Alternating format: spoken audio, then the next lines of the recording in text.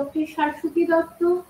আজ আমি আমার ছাত্রছাত্রীদের সামনে আবার উপস্থিত হয়েছি এবং স্বয়ংপ্রভা লাইভ ক্লাসে BHIE 142 ইউনিট 13 এবং 14 সম্পর্কে আলোচনা করব। এই 13 আর 14 এই ইউনিট দুটি আলোচনার মাধ্যমে আমাদের BHIE 142 যে বইটি আছে তার আলোচনা কিন্তু শেষ সমাপ্তি হবে। এবং যেহেতু আজকেই এই বইটির সমাপ্ত হবে, এই বইটির আলোচনা, সেই জন্যই আমি আবার একটু রিক্যাপ করতে চাই যে আপনাদের আমি কোথা থেকে শুরু করেছিলাম এবং এখন কোথায় এসে পৌঁছেছি। জাপানের যে সামন্ততান্ত্রিক অবস্থা, সেই সময় থেকে আলোচনা শুরু করেছি যখন জাপান বিশ্বের কাছে ছিল রুদ্ধদ্বার একটি দেশ এবং স্বয়ং সম্পূর্ণ তার অর্থনীতি, রাজনৈতিকভাবে, সাংস্কৃতিকভাবে জাপান ছিল বিচ্ছিন্ন। কারণ সেই সময় যে শাসকরা ছিলেন তোকুগাওয়া শোগুন, সেই শাসককুল তারা বিশ্বের থেকে জাপানকে বিচ্ছিন্ন করে রাখতে চেয়েছিল। কিন্তু ইতিহাসের নিয়ম কি? ইতিহাস স্রোতের মতন বয়ে চলে। সেই স্রোতকে কখনো কেউ আটকে রাখতে পারে না। এবং সেই রবীন্দ্রনাথের অচলায়তনের মতো আমরা যদি আমাদের যোগাযোগের আদান প্রদান, মেল বন্ধনের দুয়ারটা যদি রুদ্ধ করে রাখি, তবে আমাদের অগ্রগতি কি করে হবে? সম্ভব নয়।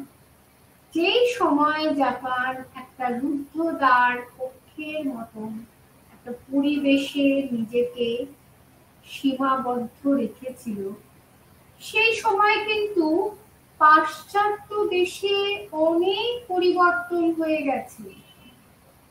রাজনৈতিক ক্ষেত্রে, সামাজিক ক্ষেত্রে, সাংস্কৃতিক ক্ষেত্রে অনেক পরিবর্তন, এবং বলা যায় প্রগতির দিকে আগুয়ান হয়ে চলেছিল।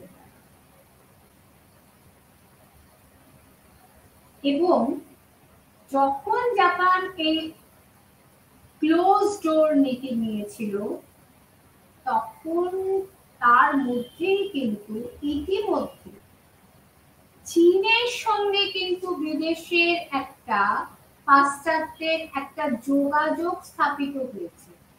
এবং আমি আবার মনে করিয়ে দিচ্ছি ছোট ছোট পয়েন্টগুলো।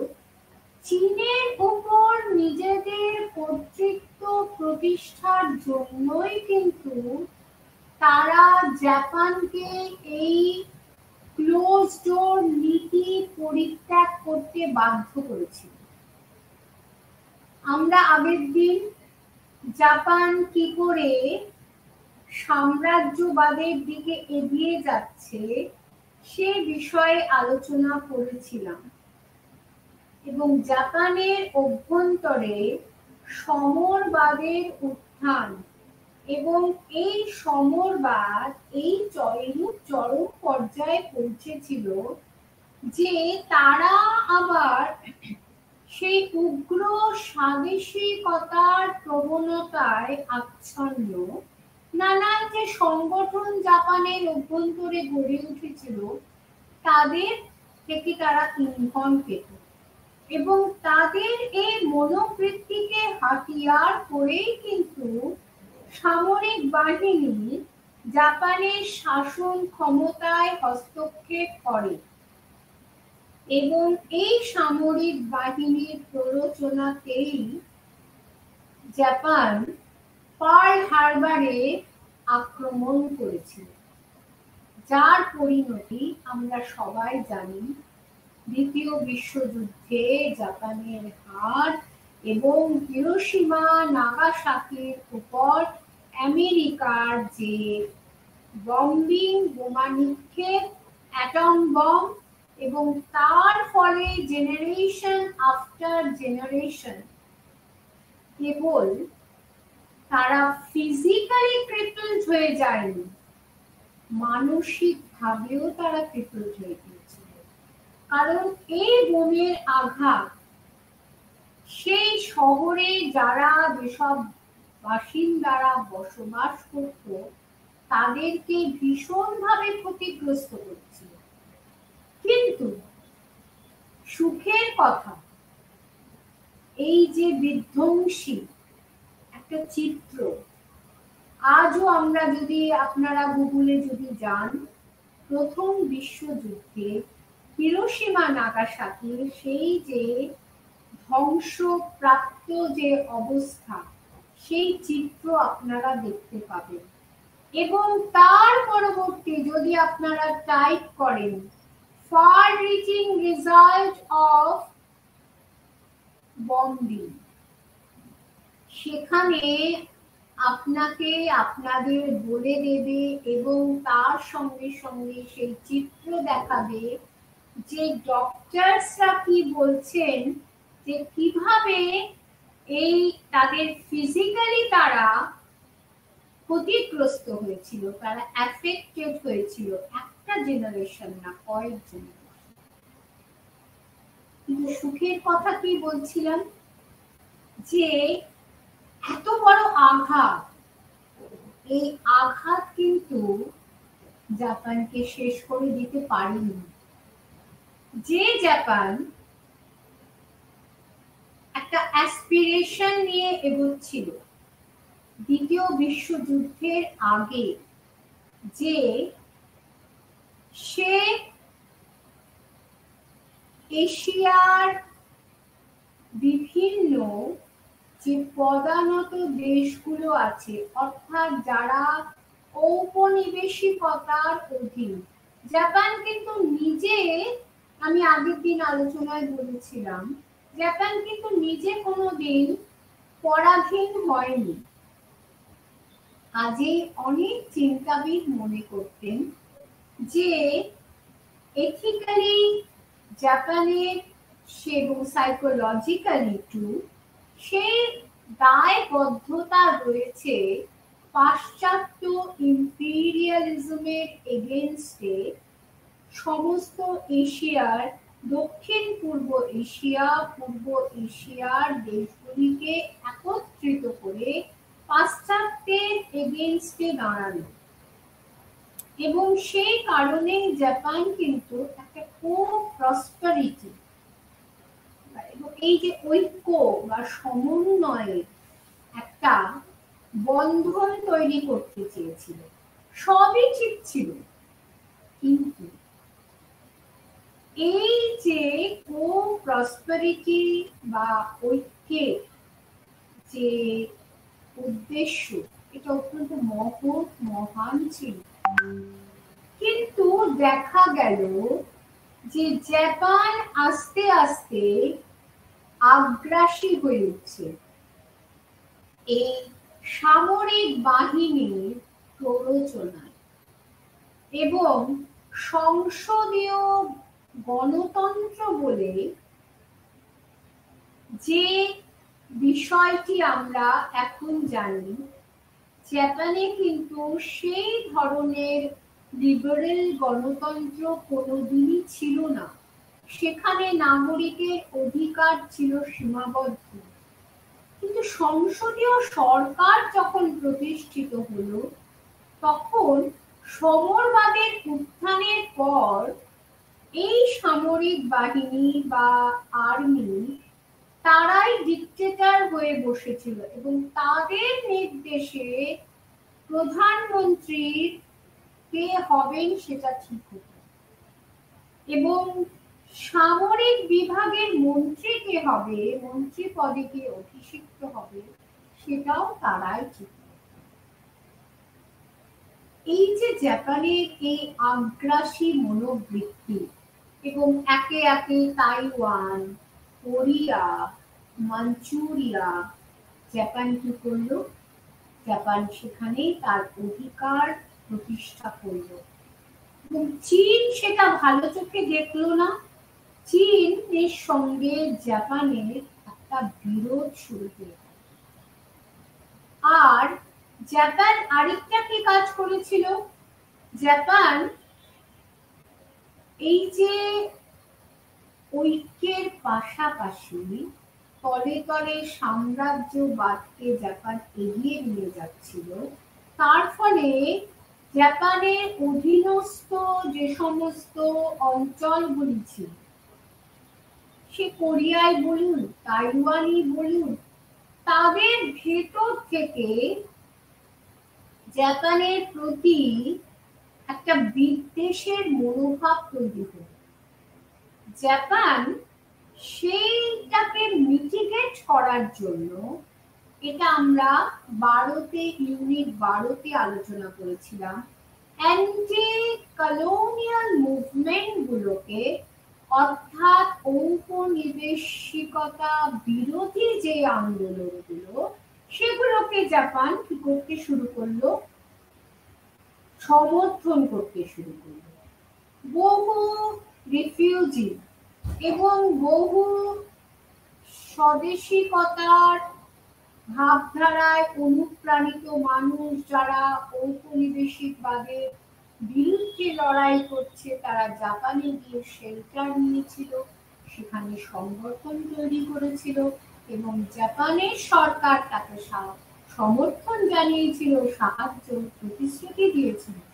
এমনকি আমাদের নেতাজি সুভাষচন্দ্র বোসকেও কিন্তু ব্রিটিশ সাম্রাজ্যবাদের শেষ যেটা করতে চেয়েছিলেন, এই সাম্রাজ্যবাদকে বাইরে থেকে আক্রমণ করে ব্রিটিশ সাম্রাজ্যবাদকে উৎখাত করতে চেয়েছিলেন ভারতবর্ষ থেকে। এবং জার্মানি যখন সাহায্য করলো না, তখন জাপানের সঙ্গে তিনি বাধ্য হয়ে হাত মিলিয়েছিলেন। জাপান তাকে সাহায্য করবার প্রতিশ্রুতি দিয়েছিল, সাহায্য করেছিল।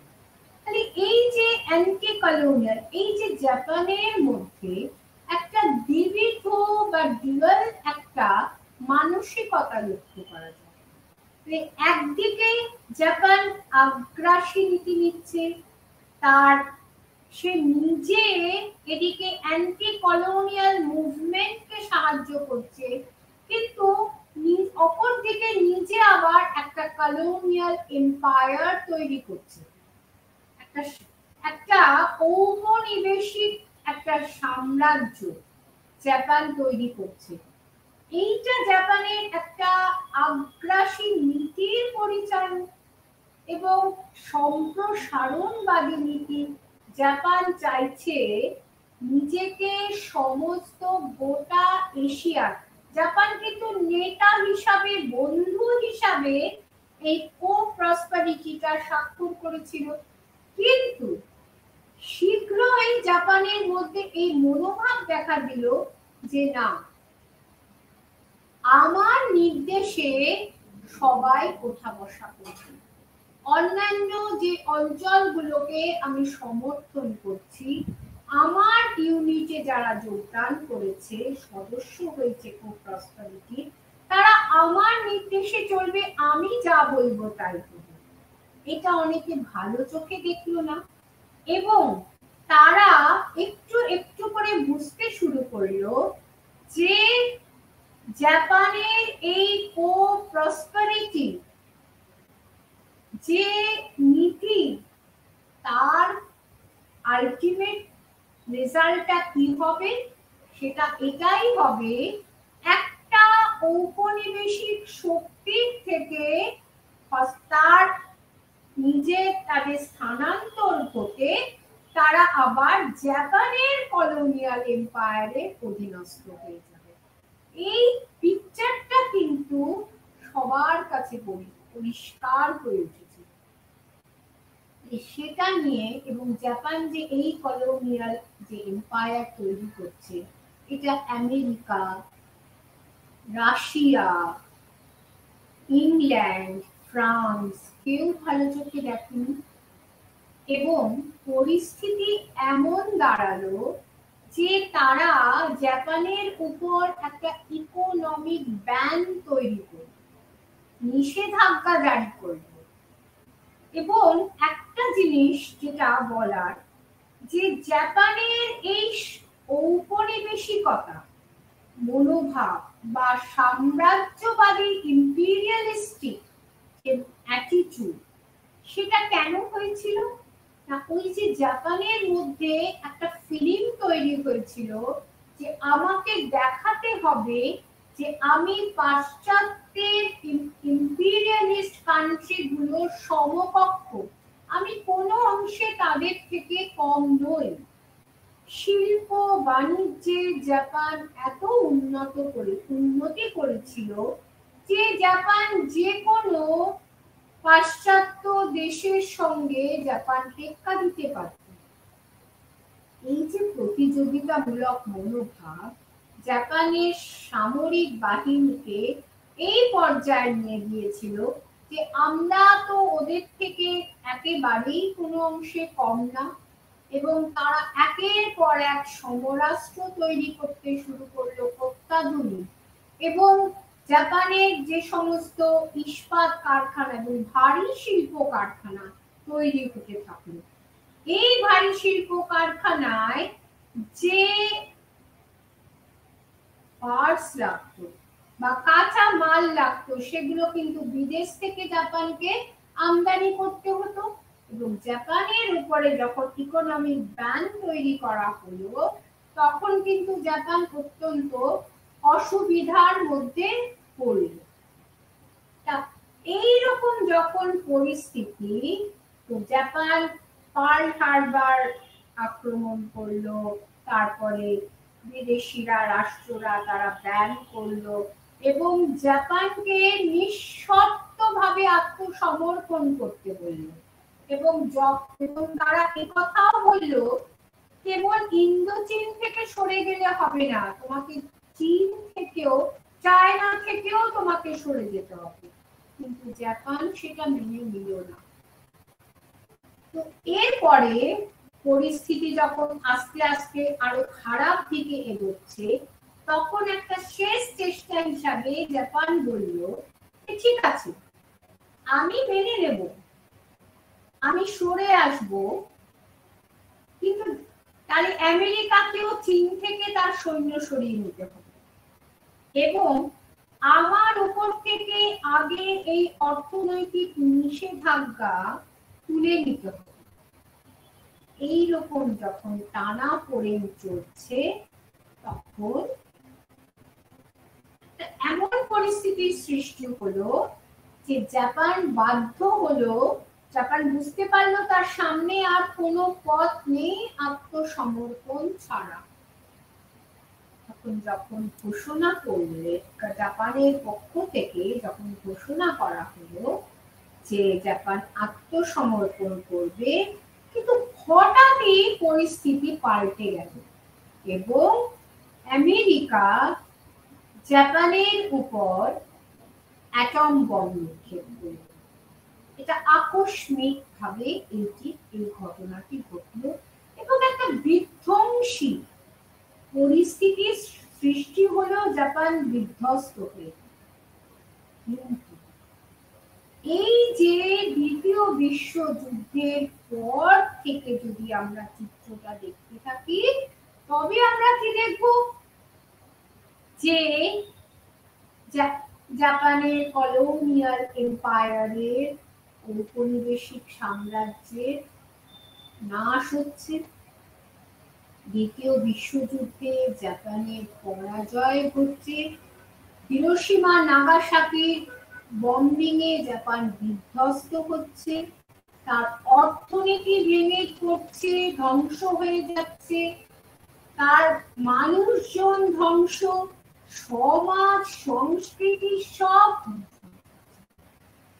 অলরেডি তো দ্বিতীয় বিশ্বযুদ্ধের আগেই জাপান কোণঠাসা হয়ে গিয়েছিল, আইসোলেটেড হয়ে গিয়েছিল। কিন্তু এরপরে একটা রিভার্স একটা পলিসি দেখতে পাচ্ছি, অন্য চিত্র, টোটালি একটা রিভার্স চিত্র। কি না, যে আমেরিকা জাপানকে ধ্বংস করেছে, সেই আমেরিকায় আবার জাপানের প্রতি সাহায্যের হাত বাড়িয়ে দিচ্ছে। এবং বলা যায় এই যে জাপানকে আমরা দেখছি আজকে শিল্প বাণিজ্যে জাপান একেবারে টপে পৌঁছেছে, এবং এটা কিন্তু একটু একটু করে দ্বিতীয় বিশ্বযুদ্ধ পরবর্তী পর্যায়ে একটু একটু করে জাপান আজকে যে পর্যায়ে পৌঁছেছে, যে স্তরে জাপান পৌঁছেছে উন্নতি, সেই স্তরটা কিন্তু একদিনে হয়নি। এর পিছনে একাধিক কারণ রয়েছে। একেবারে আমেরিকা যুক্তরাষ্ট্র তাকে নিজে হাতে করে সেই জাপানের পুনর্গঠনের দায়িত্ব নিয়েছে, এবং জাপানকে কি বলেছে যে তোমার সিকিউরিটির দায়িত্ব আমাদের, কাজে তোমাকে ডিফেন্সের পেছনে কোনো খরচা করতে হবে না, তোমাদের ডিফেন্সের দায়িত্ব আমার, তোমরা শুধু শিল্প বাণিজ্যে কি করে অর্থনৈতিক উন্নতি করবে শুধু সেইটাকে তোমরা পাখির চোখ করো, সেই দিকে তোমরা তোমাদের দৃষ্টি নিবদ্ধ করো।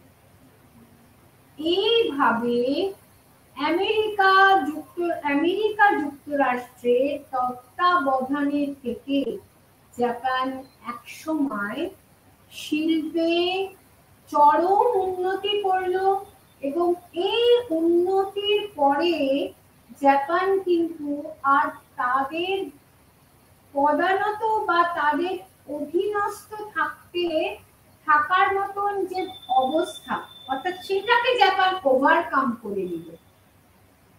যে অর্থনৈতিক ভাবে জাপান সম্পূর্ণ বিধ্বস্ত হয়ে গিয়েছিল, সেই অবস্থা থেকে জাপান বেরিয়ে এলো। এটা যে কতখানি প্রশংসনীয় যে জাপান একেবারে ধ্বংস হয়ে গিয়েছিল। কিন্তু আমরা যদি এশিয়ার দিকে তাকাই, তাহলে আমরা আজও কি দেখব যে থার্ড ওয়ার্ল্ড কান্ট্রি, আমরা কি বলি, যারা দ্বিতীয় বিশ্বযুদ্ধের পর যারা স্বাধীনতা লাভ করেছে, থার্ড ওয়ার্ল্ড কান্ট্রি, তারা কিন্তু উন্নয়নশীল, ডেভেলপিং, নট ডেভেলপ। তো এই যে থার্ড ওয়ার্ল্ড কান্ট্রি, জাপানও তো এশিয়ার একটি দেশ, যে জাপান সম্পূর্ণ ধ্বংস হয়ে গিয়েছিল, কিন্তু আমেরিকার তত্ত্বাবধানে জাপান নিজেকে উন্নতির শিখরে নিয়ে গেছে, শিল্পোন্নয়নের চরমে নিয়ে গেছে, এবং সেই পরিস্থিতি থেকে বেরিয়ে এসে নিজে স্বয়ং সম্পূর্ণ হয়ে আত্মপ্রকাশ করেছে, গরিমান্বিত একটা দেশ রূপে জাপান নিজেকে এশিয়ার মধ্যে শুধু প্রতিষ্ঠা করেনি, সমগ্র ইউনিভার্সে, সমগ্র বিশ্বে জাপান নিজেকে প্রতিষ্ঠিত করেছে শিল্পোন্নত দেশ হিসাবে। এইখানে একটা আমরা বারবার শিল্পোন্নত বলছি, তাহলে কি জাপান তার সেই আগ্রাসী মনোভাবকে ত্যাগ করেছে? এখানে একটা বলার বিষয় যে যখন দ্বিতীয় বিশ্বযুদ্ধ শেষ হয়ে গেল, তখন সেই শান্তির যে দায়িত্বে ছিলেন, পুনর্গঠনের দায়িত্বে ছিলেন জেনারেল ম্যাকআর্থার, তিনি চেয়েছিলেন জাপানকে একটা প্রক্রিয়ার অংশীদার করতে, যেখানে জাপান কেবলমাত্র অর্থনৈতিক উন্নতির দিকে নিজের দৃষ্টি নিবদ্ধ করবে। কিন্তু জাপান কোনোদিন আর তার সে পূর্বের আগ্রাসী মনোভাবে আগ্রাসী নীতি অনুসরণের দিকে ফিরে যাবে না। তাহলে এই যে নীতিটি তখন অনুসৃত হয়েছিল, মোটামুটি ভাবে আপনারা যদি কাগজেও জাপানের কথা দেখেন, তাহলে আমরা একটাই দেখব যে টেকনোলজির দিক থেকে জাপান আজকে অনেক উন্নত, চীন তো উন্নত বটে, কিন্তু আমরা কেন বারবার জাপানের কথা বলছি? জাপান ধ্বংস হয়ে গিয়েছিল, সেই ধ্বংসস্তূপ থেকে নিজেকে বার করে নিয়ে এসেছে, নিয়ে আজকে টেকনোলজিতে জাপান 1 নম্বর হয়ে গেছে।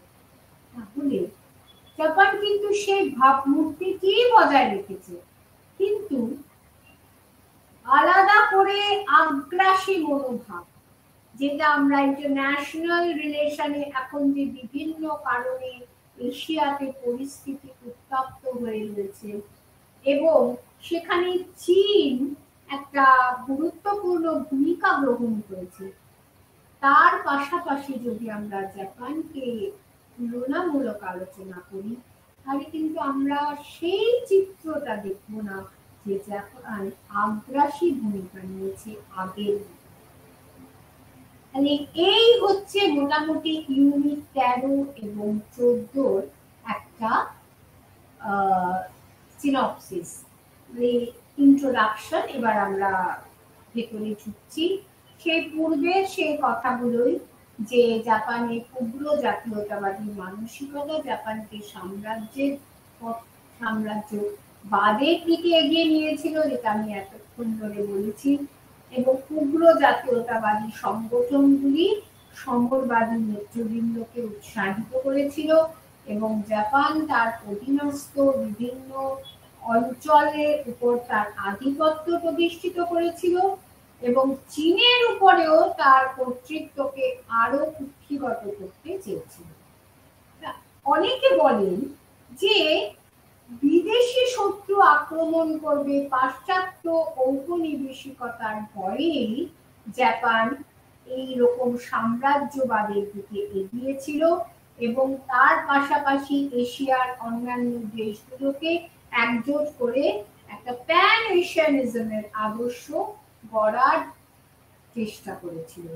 এই জাপানের এই যে সাম্রাজ্যবাদকে কেন্দ্র করে বিভিন্ন ঐতিহাসিক বিভিন্ন উক্তি করেছেন, যে Hobson, V Lenin, Gallagher, Robinson, Joseph Schumpeter, ইনোকিয়োশি, এফ.সি. জোন্স, তারা তাদের মতামত, এই যে কথাগুলো বললাম যে কেন জাপান সাম্রাজ্যবাদের দিকে এগিয়েছিল, তাদের বিভিন্ন জনের উক্তিকে আমরা যদি বিশ্লেষণ করি, আপনারা সেটা বলতে দেখে নেবেন, দেখবেন যে তার সারমর্ম কিন্তু এটি একদিকে পাশ্চাত্য ইম্পিরিয়ালিজমের আশঙ্কা, আর পাশাপাশি এশিয়াতে নিজেকে একটা নেতৃত্ব দান করার, নেতৃত্ব স্থানীয় দেশ রূপে প্রতিষ্ঠিত করার, তার নিজেকে বিস্তার করার যে একটা আকাঙ্ক্ষা।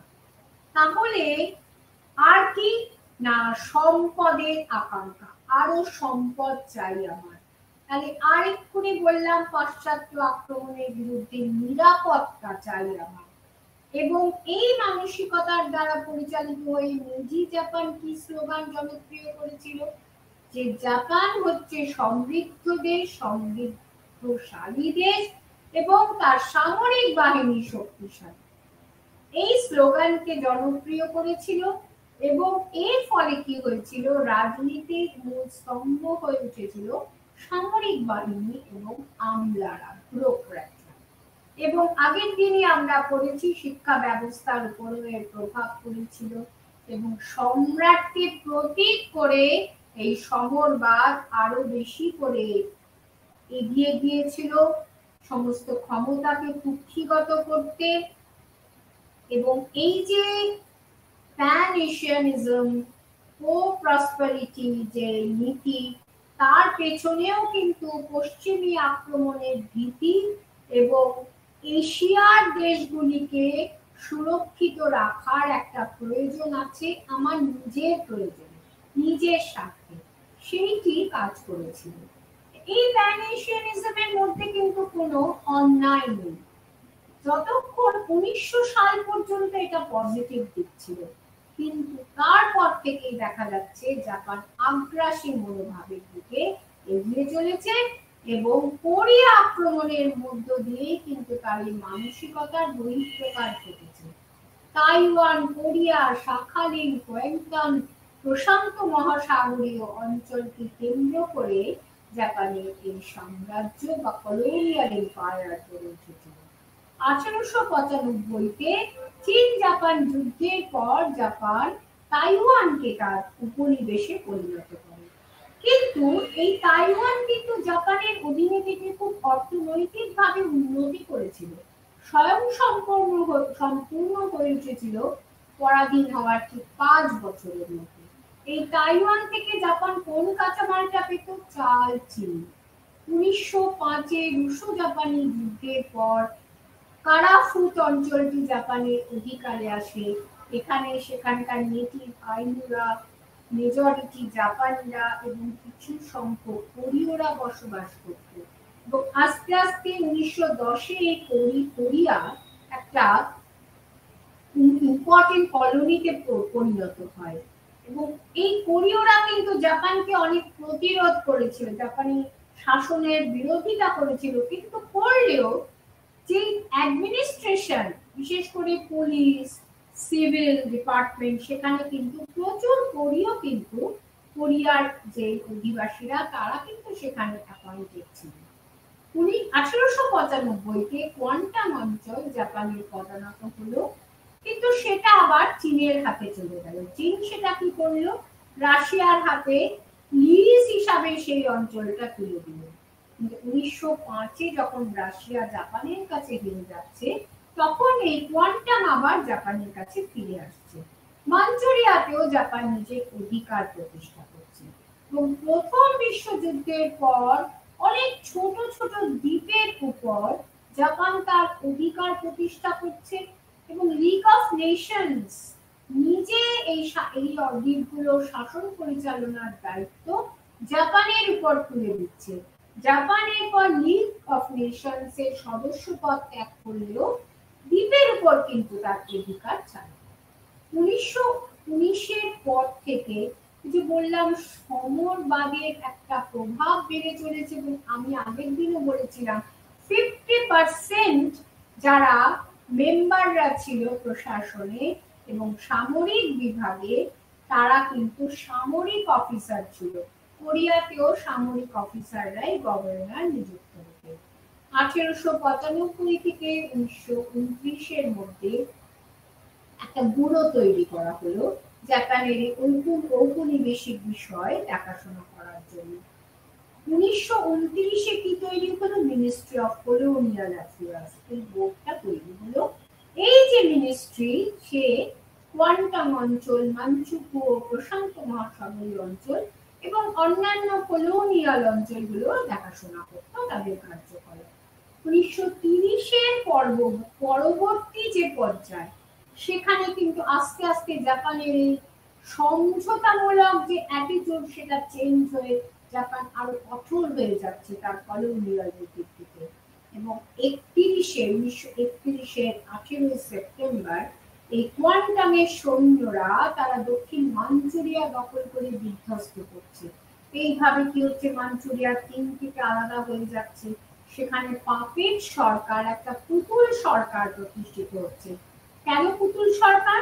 কারণ সে জাপানের নির্দেশে চলছে এবং তার প্রধান হিসাবে কাকে বসানো হচ্ছে? শেষ চীন সম্রাট হুইকে নতুন রাষ্ট্রের প্রধান করা হচ্ছে। যখন চীন এইভাবে জাপানের দ্বারা চীনের হেনস্থা হচ্ছে, তখন কিন্তু পাশ্চাত্য শক্তিগুলো ঘুম ভাঙেনি, তারা সাহায্যে এগিয়ে আসেনি। কিন্তু মাঞ্চুরিয়া জয়ের পর তার ফলে কি অপ্রতিহত 1933-এ চীনের উত্তর ভাগে আবার আক্রমণ শুরু করলো এবং মাঞ্চুকুও, এটা পরে মাঞ্চুকুও হলো, যে ফলকে যুক্ত করলো। এমনকি 1936-এ চিয়াং কাই শেক যখন কমিউনিস্টদের সঙ্গে চুক্তি স্বাক্ষর করছে, তখন জাপান কিন্তু খুব দুষ্ট হচ্ছে এবং চীন জাপানের যে দূরত্ব অনেক বেড়ে যাচ্ছে। জাপান সামরিক বাহিনীর নেতারা তারা কি মনে মনে বুঝলেন যে চীনের সঙ্গে আমাদের যুদ্ধ অবশ্যম্ভাবী, একটা অজুহাতের দরকার।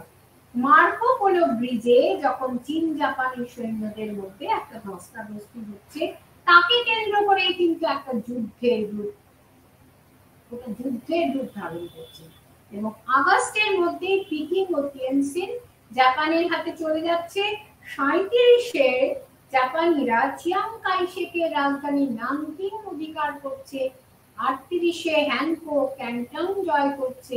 এবং কিন্তু একটা জিনিস, জাপানিরা সেখানে রাজনৈতিক অধিকার প্রতিষ্ঠা করলেও তাদের কিন্তু অনেক কিছু অকওয়ার্ড পরিস্থিতি ফেস করতে হয়েছিল। বিশেষ করে চীনের গেরিলা বাহিনী কিন্তু তাদেরকে নাস্তানাবুদ করে দিয়েছিল।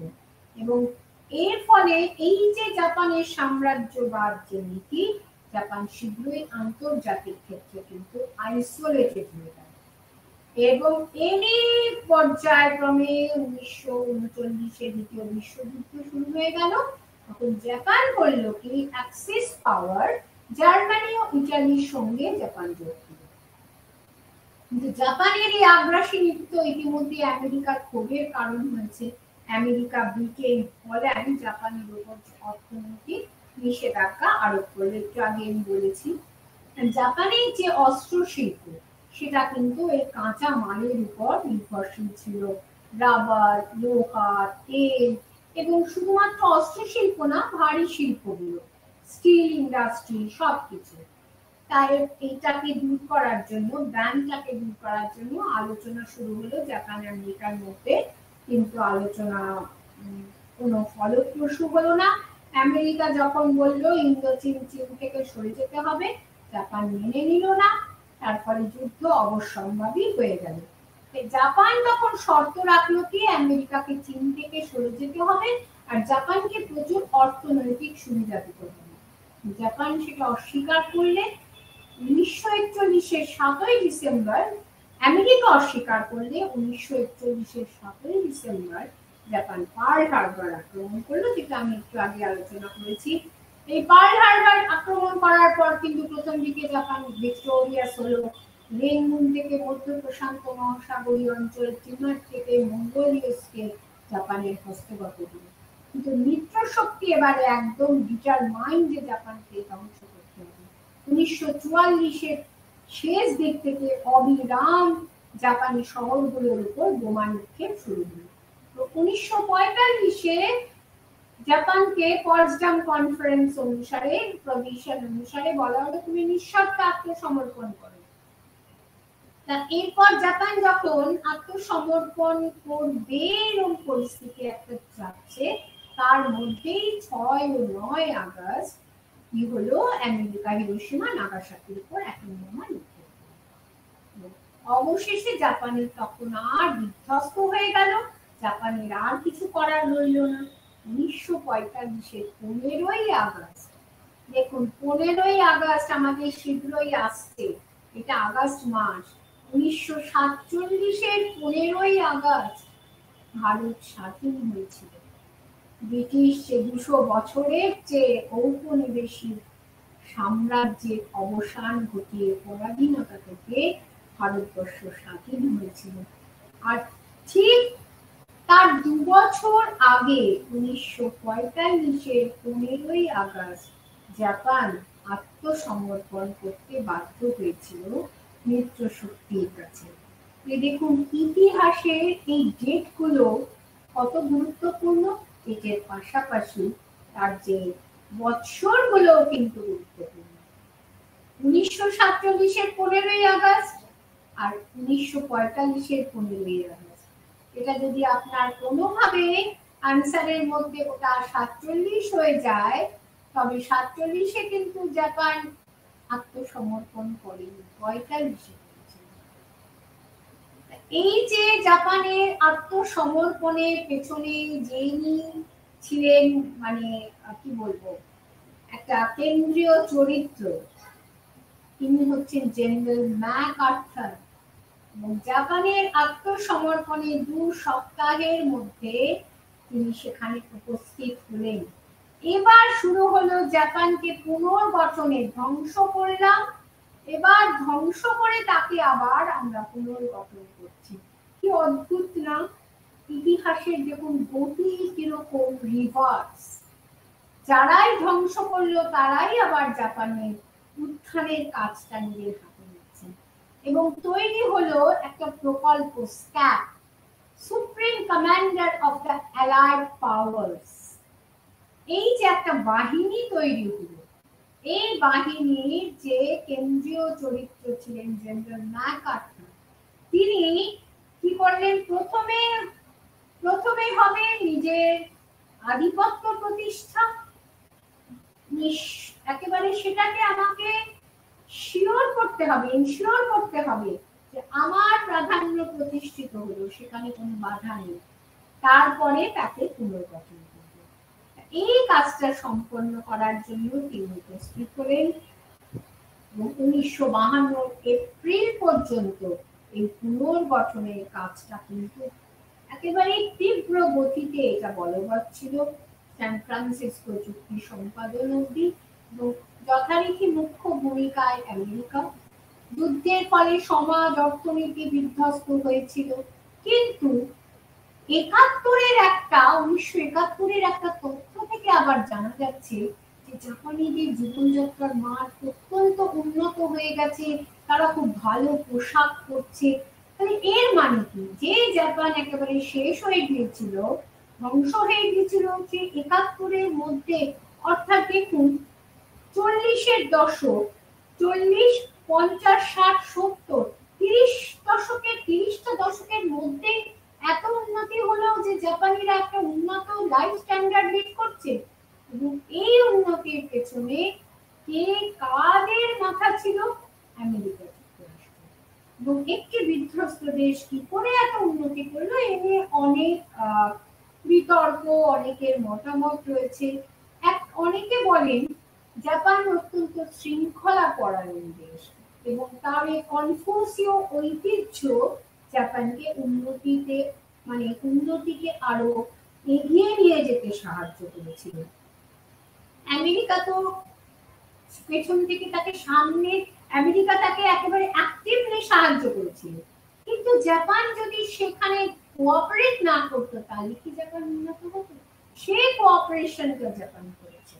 এবং এই যে জাপানের এই অর্থনৈতিক উন্নয়নের পেছনে অনেকে আবার কোরিয়া ও ভিয়েতনাম যুদ্ধের ভূমিকাটাও দেখছে।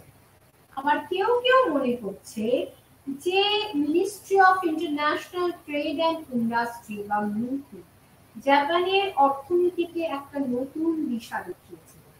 যাই হোক, এই যে তর্ক বিতর্ক চলতেই থাকবে, কিন্তু সোজা যেটা আমাদের সারাংশ সেটা হলো জাপান অর্থনীতিকে হাতিয়ার করে আমেরিকা যুক্তরাষ্ট্রকে কোঅপারেট করে জাপান নিজেকে প্রতিষ্ঠিত করেছিল। 1945 থেকে 52 পর্যন্ত মিত্র বাহিনী জাপানের মাটিতে অবস্থান করছিল এবং 52 থেকে 73 এই সময়কালে জাপানি সমাজ অর্থনীতির পুনর্গঠন একেবারে বীর বিক্রমে শুরু হয়ে গিয়েছিল, প্রবল তীব্র গতিতে। এবং 73-এর পরও সেই একই ঐতিহ্যই বজায় ছিল এবং আছে। জাপানের এই অর্থনৈতিক অগ্রগতিতে আমেরিকার বিরাট অবদান রয়েছে এবং আমেরিকার সঙ্গে অনেক চুক্তি হয়েছিল। তার আমেরিকার উপর জাপান নির্ভরশীল ছিল, ভবিষ্যতে যাতে আগ্রাসী হয়ে উঠতে না পারে সেই বিষয়টাকে এনশিওর করেছিল আমেরিকা।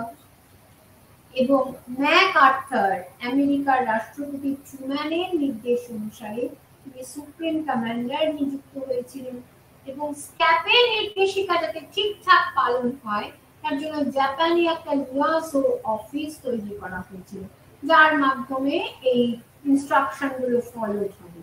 এছাড়া কিছু সংখ্যক ব্রিটিশ ও অন্যান্য কমনওয়েলথ দেশও জাপানে ছিল। আমেরিকা চেয়েছিল জাপানের সামরিক বাহিনীকে ধ্বংস।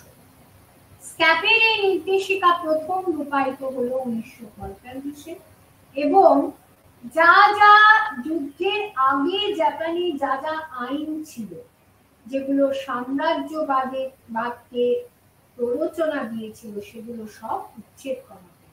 তার মধ্যে special political police and the public peace maintenance law তার উচ্ছেদ করা হলো, যুদ্ধ অপরাধীদের সাজা দেওয়া হলো। কিন্তু জাপানের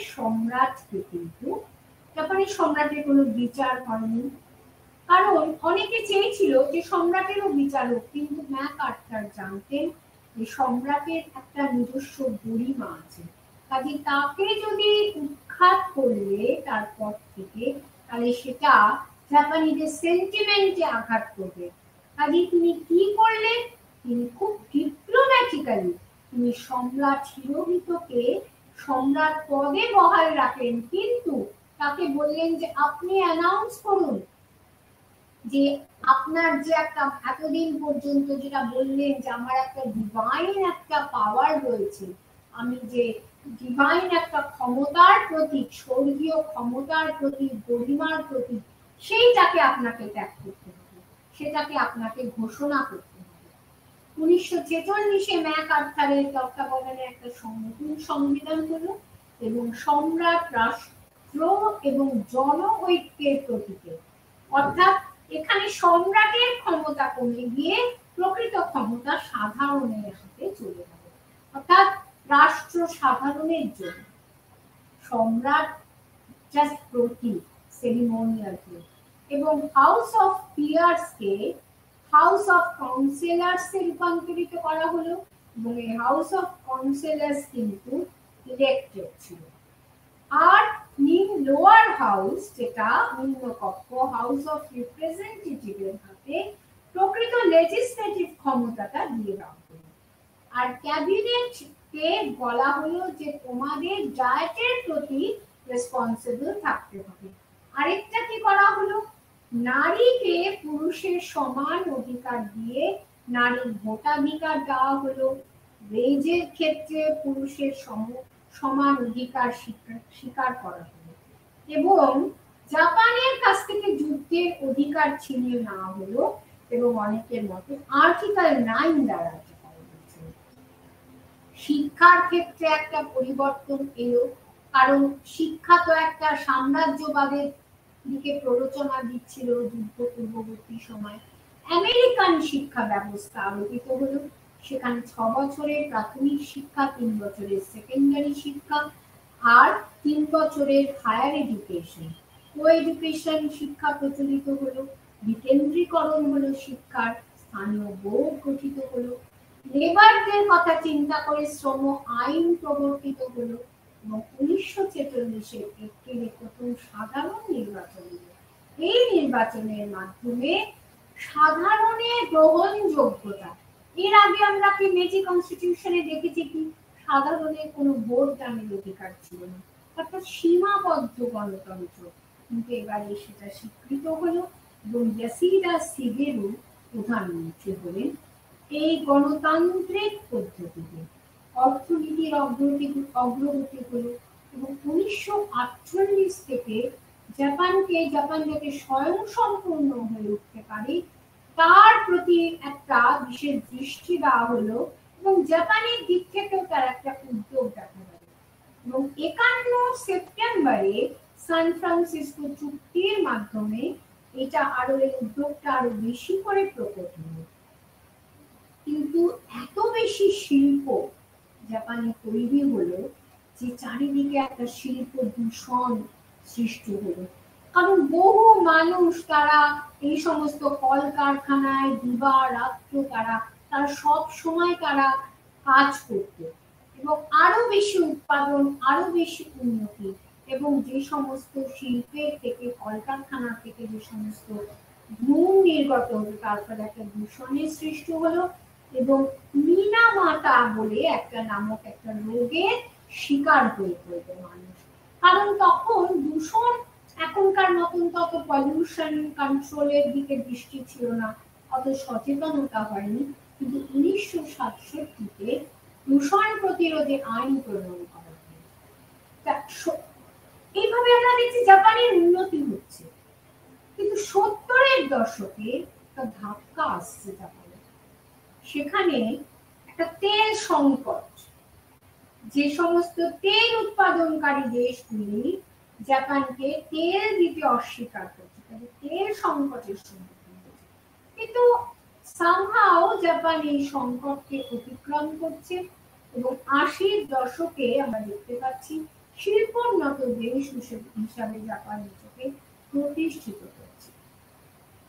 এইভাবে একটা টানা পড়ে দেখুন, রাজনৈতিক, অর্থনৈতিক, কখনো আপস এন্ড ডাউনস, এইভাবে কখনো সীমাবদ্ধ গণতন্ত্র, কখনো রাজতন্ত্র, রাজা তার প্রতি, এবং সেই জাইবাৎসু, এই জাইবাৎসুদের ক্ষমতাকেও কিন্তু আমেরিকা যুক্তরাষ্ট্র হরণ করছে। কারণ এই জাইবাৎসুদের এবং পুরো ব্যাপারটাকে ডেমোক্রেটিক করে দেওয়া হচ্ছে, যে এতদিন পর্যন্ত কয়েকটি শিল্প পরিবারের হাতে সেই অর্থনৈতিক ক্ষমতাটা কেন্দ্রীভূত ছিল, সেটাকে বিকেন্দ্রিত করে দেওয়া হচ্ছে, সেটা সকলের মাঝে ছড়িয়ে দেওয়া হচ্ছে।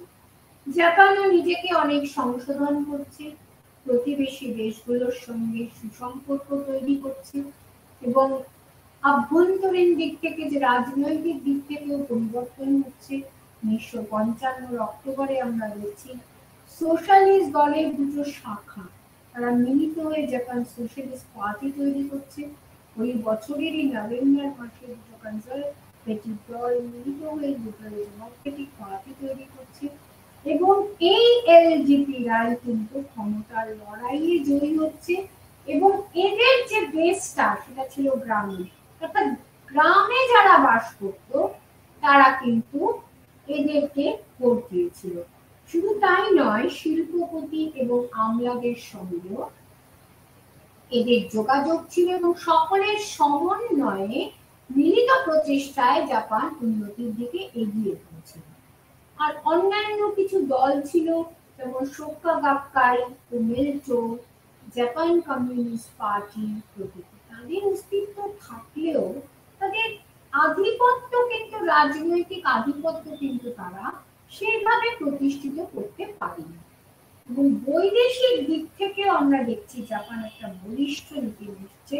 কারণ বলিষ্ঠ নীতি কেন নিচ্ছে, কেন আমরা এটাকে বলিষ্ঠ বলবো না, সে তো এতদিন পর্যন্ত যাদের সঙ্গে তার একটা ঘৃণার সম্পর্ক, বিদ্বেষের সম্পর্ক তৈরি হয়েছিল, তাদের সঙ্গে সে সুসম্পর্ক তৈরি করছে, এবং আমেরিকার প্রতি যে নির্ভরশীলতা সেখান থেকে সে আস্তে আস্তে বেরিয়ে আসছে। কিন্তু অর্থনৈতিক দিক থেকে অতিরিক্ত উন্নতি করছে জাপান, এবং তার ফলে আমরা দেখতে পাচ্ছি এর পাশাপাশি আবার সেই সময়, এই সময়কালটায় আমেরিকার ইতিমধ্যে পুনর্গঠনের কাজ সমাপ্ত, কিন্তু আমেরিকার সঙ্গে একটা অস্থির একটা সম্পর্ক জাপানে তৈরি হচ্ছে। তাহলে এই যে জাপানের আভ্যন্তরীণ এবং বৈদেশিক নীতি, যে আমেরিকা তাকে ধ্বংস করল, সেই আমেরিকা তার প্রতি সাহায্যের হাত বাড়িয়ে দিল, তার পুনর্গঠন করতে এগিয়ে এলো এবং পুনর্গঠন করল, যদিও তার যুদ্ধ করার অধিকার ছিনিয়ে নিল।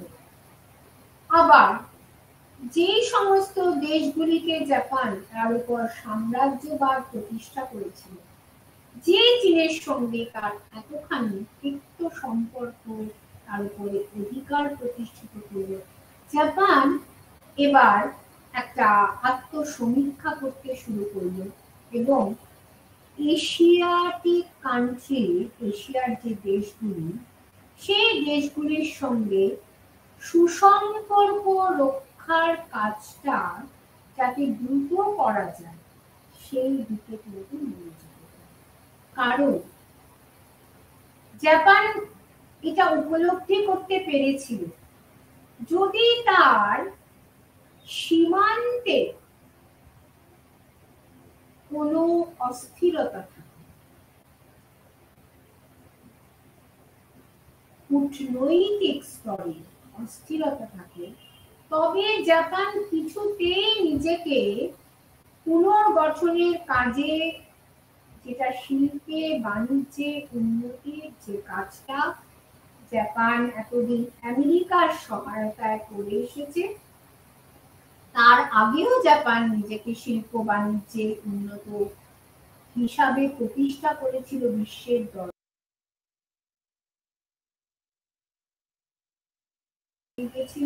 যার পরিণাম দ্বিতীয় বিশ্বযুদ্ধ। আমেরিকাকে ধ্বংস করতে উদ্যত, জাপানকে ধ্বংস করতে উদ্যত হয়েছিল আমেরিকা। হিরোশিমা নাগাসাকিতে বম্বিং হলো, কিন্তু সেই আমেরিকায় আবার পুনর্গঠনের কাজে এগিয়ে গেল এবং জাপানকে এই পরামর্শই দিয়েছিল, তোমার কোনো খরচা করার দরকার নেই, কোনো স্পেন্ড করার দরকার নেই তোমার ডিফেন্সে। ডিফেন্সে খরচাটা একটা বিরাট, সেইটা যখন জাপানকে করতে হলো না, তার পাশাপাশি যে অন্যান্য যে এশিয়াটিক কান্ট্রিগুলো, তারা তো সে ডুবছে, তারা তাদের ডিফেন্সটাকে ঠিক করার জন্য প্রচুর অর্থ ব্যয় করছে, কিন্তু জাপান সেই দিকে কিন্তু ওদিকটা একেবারে যখন এনশিওর করে দিল আমেরিকা, তখন কিন্তু অর্থনীতির দিক থেকে আগুয়ান হয়েছে। আমেরিকার কি স্বার্থ ছিল? আমেরিকার স্বার্থ ছিল যে জাপানকে যদি আমি জাপানের পাশে না দাঁড়াই, তখন আমেরিকা হচ্ছে তার অভিভাবক, আমাকে যেন তেন প্রকারে জাপানের এই আগ্রাসী সাম্রাজ্যবাদটাকে প্রতিহত করতে হবে, এবং সেটা আমেরিকা সুষ্ঠুভাবেই করেছিল। এবং শুধু তাই না, জাপানকে কিন্তু সে ছেড়ে দেয়নি অসহায় হিসাবে।